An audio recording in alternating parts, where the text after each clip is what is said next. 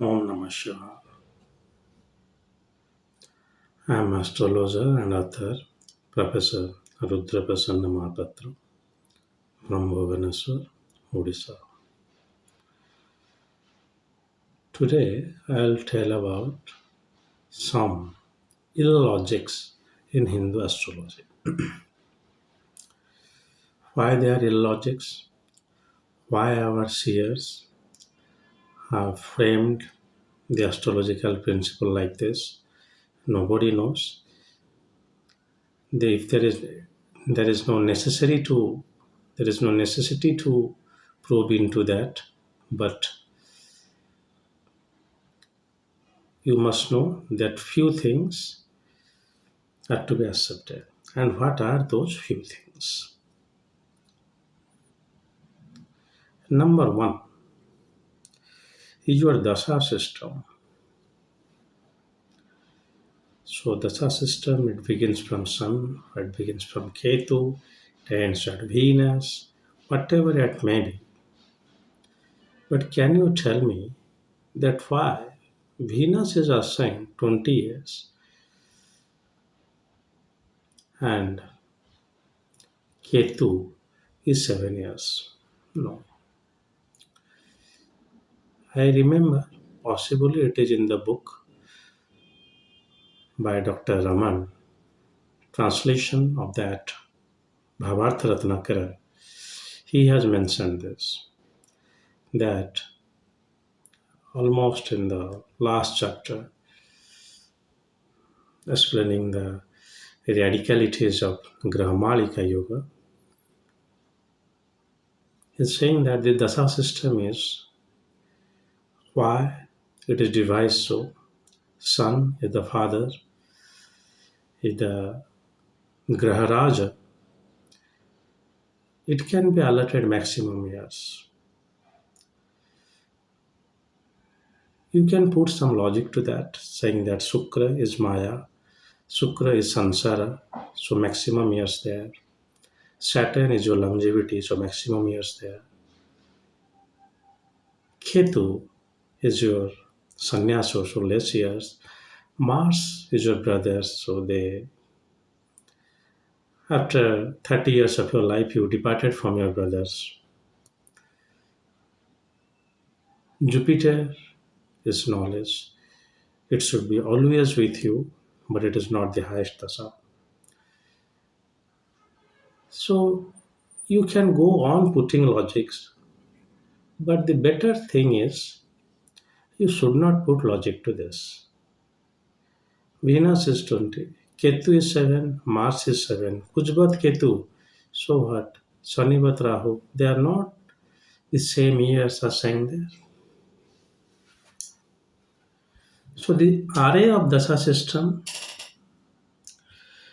Ketu, after Ketu there is Shukra, Shukra then Sun, then Moon, then Mars, then immediately Rahu. Why?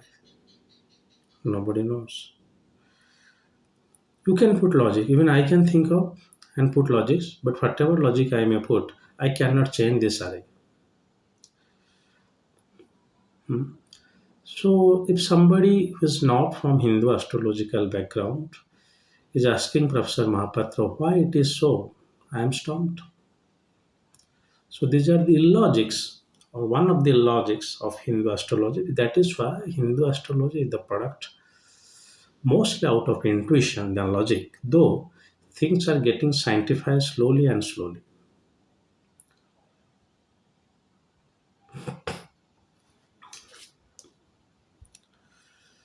Yes.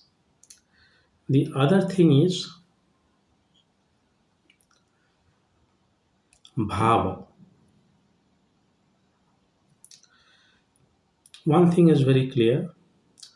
We try to read the time and space. We have divided the time into dasa and we have divided the space into the zodiac. Everything that exists in this world is under the realm of time and space. There is no doubt in it. Even if you put the modern theories of multiverse, somewhere, someplace, in some time, so it is time and space. But first is Lagna, your body, you. Second is directly your Dhana. Third is your Parakram. Fourth is your Sansara. Dharma, Artha, Kama, Moksha, forget that. Now you just try to arrange this four house in a very logical fashion. If first house is you, then second house should be your father and mother, because without them you cannot survive.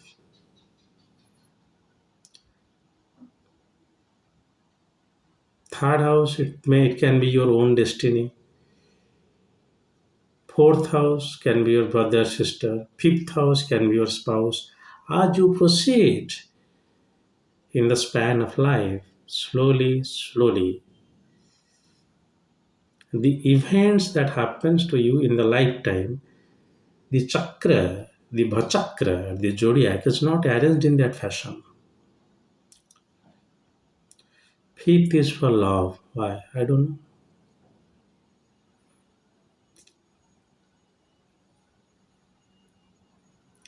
I don't know.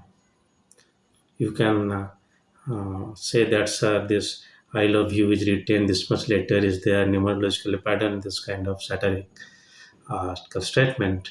But you can put a number of numerology, you can put a number of logic, but these are purely logics in Hindu astrology.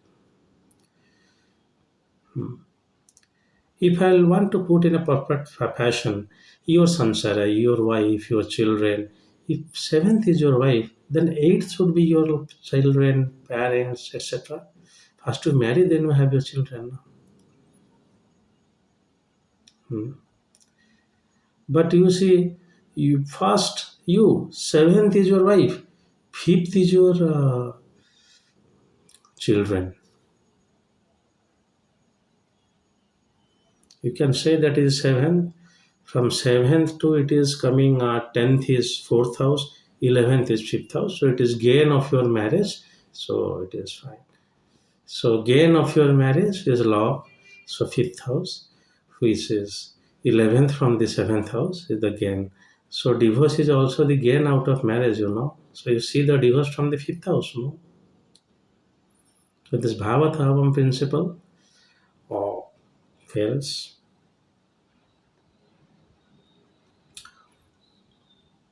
These are illogics. I cannot say. After marriage, we go for karma. So the eighth house should be karma. After marriage, you go for your self realization. That is eighth house. Why? Simple illogics. I have never seen astro researchers comment on this.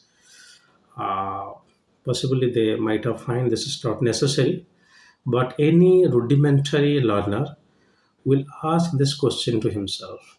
Thankful to Dr. Raman, he has clearly mentioned in the book Bhavartha Ratnapara, if I remember correctly. You can see very small amount of books behind my chair, so I don't have that much memory to exactly say, though even it is expected to be. Uh, because human brain has got immense capacity. These are only small books.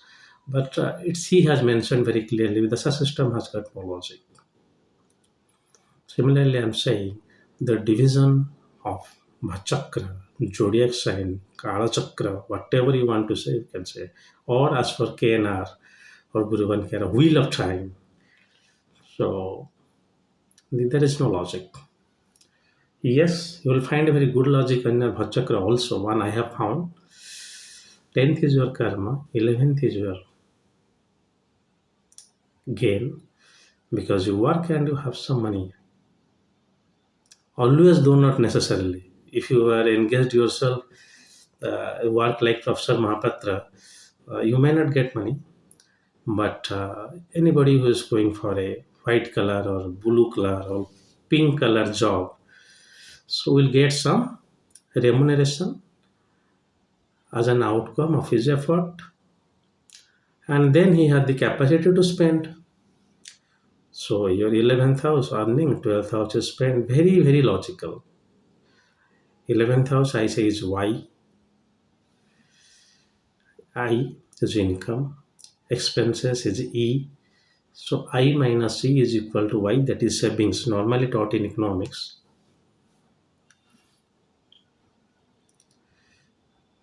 Logical.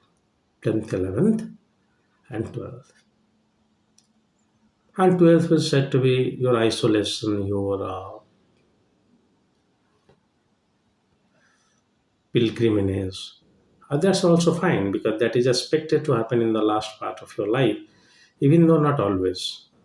Shankaracharya is an exception, and many other aesthetics you can take as an exception.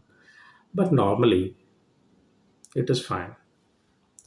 But in case of medical astrology, they're very logically defined: head, neck, shoulder, chest, belly, so on and so forth, because it is the astrological man. If you'll find the cover of my book, Golden Rules of Medical Astrology, it is the astrological man. We are dividing the Rashi as per the body of human. So you start from head and we end it from the feet. Excellent and very well logically presented. That is why possibly Connell, J.H. Connell, something like that, who has written the Encyclopedia of Medical Astrology in almost 13th to 14th century, has explained about this astrological man, and where we are saying the planetary impacts on human body. Even though every impact is not at all an impact, it is your karma only, as for the Hindu philosophy. Whatever, wherever, whenever is happening, it's all your karma. We cannot deny that. That is why Srimad Bhagavad Gita is the most popular scripture you have with you. And we have this karmic cycle goes on and it extends its philosophy to Buddhism too, in the terms of Pratitya Samutpada, or clinging up to a chain.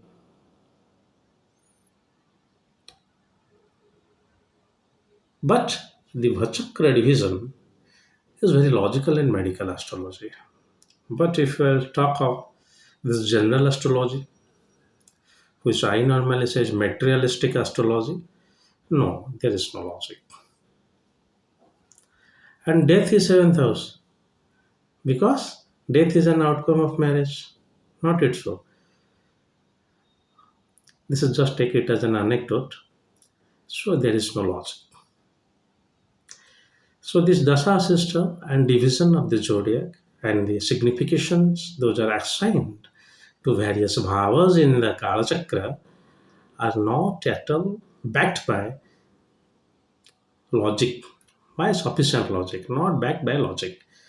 So it is better to let it at it is. Uh, See, whether it is second house is giving you your income, third house is your spouse, does not matter. Does not matter. After all, you are reading the karma. If third house is afflicted, then your marriage will be afflicted. Not it so.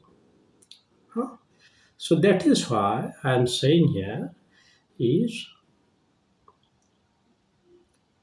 it is not at all necessary to sanctify the dasha system and the division of the zodiac. That is nothing but the time and space. Time is dasha and space is zodiac in Hindu astrology. As it is, just accept it and just go on.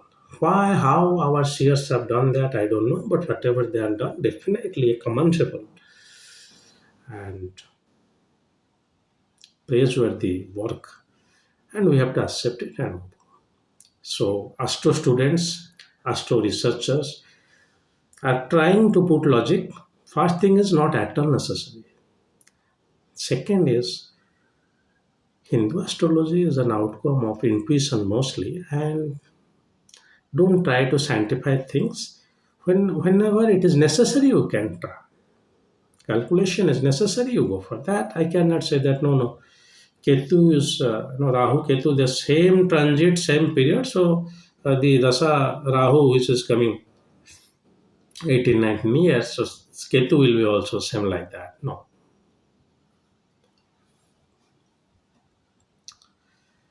So please keep your logic. Professor Mahapatra, who always loves logic, praying you that it will not always work, neither it is necessary. So if you have some significant logic or some reference of classics where it is clearly mentioned why and how dasa system and the division of zodiac is like this, please mention in the comment box. You have your own logic, please let me know. That will be very beneficial for a demute like me and all of my demute listeners. You know, never polish your ignorance, reference. Sadguru Jaggi Vasudev. Once you say that, yeah, I know, you are finished. So I'm always open to learning. You definitely put very invaluable comments like this. No need to put any kind of uh, praise, uh, very good lecture. That's okay. Uh, anyway, uh, I hope you like this video. So this is all for today. If Lord Mahadeva wants, I will come up with another new video soon. Till then, God bless you all. Om Namah Shivaya.